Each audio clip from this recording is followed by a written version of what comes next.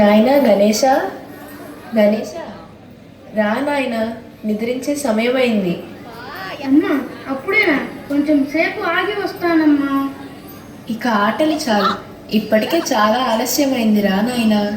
వస్తాను, కానీ నాకు కథ చెప్తేనే వస్తాను, సరేనా? మరి సరే, అయితే నీకు ఒక మంచి కథ చెప్తాను, సరేనా?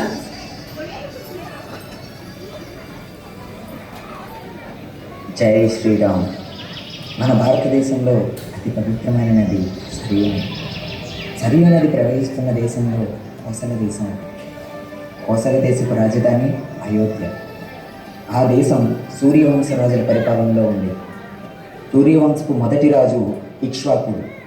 సూర్యవంశపు రాజుల్లో మనందరికీ సుపరిచితమైన రాజు దశరథ మహారాజు గారు.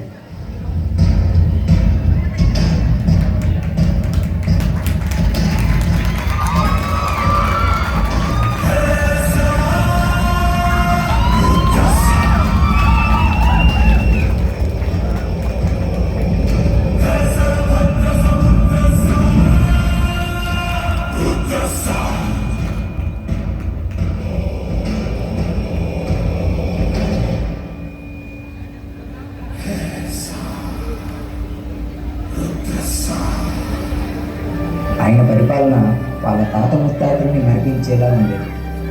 దశరథుడికి 3 భార్యలు: కౌసల్య, సుమిత్ర, కైకేయి.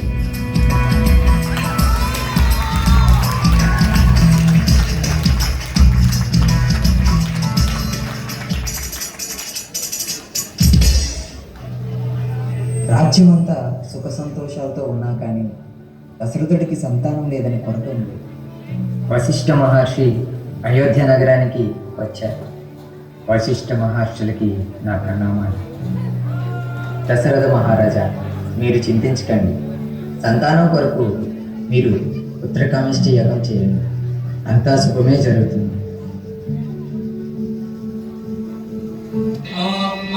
స్వస్తిన ఇంద్రో వేదశ్రవాః స్వస్తిన పూషా విశ్వవేదాః స్వస్తినస్తారిక్షో అరిష్టనేమి స్వస్తిన.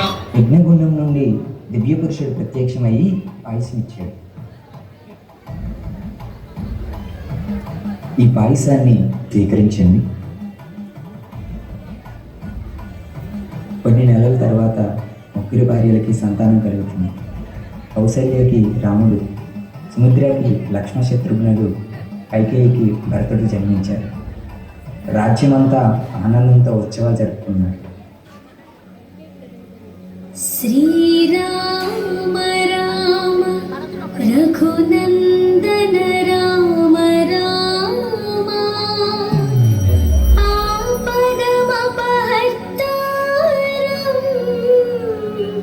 దాతారం సర్వసంపదాం లోకాభిరామం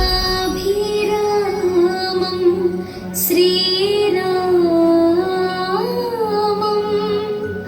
భూయో భూయో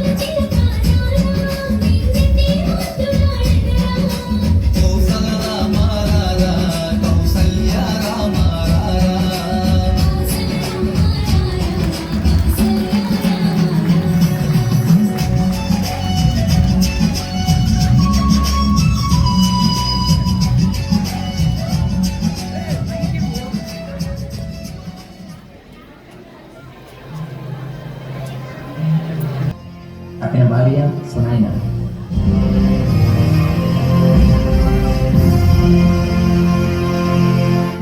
ఒకనాడు నాగలితో పొలం దున్నుతుండగా ఒక చోట నాగలి ఇరుక్కుంటుంది. ఏమిటానని తవ్వి చూడగా ఒక పెట్టి కనబడుతుంది. తీసి చూడగా ఒక చిన్నారి పసికన్ను. ఆమె జానకి. జానకి ఊర్మిళ, మాండవి,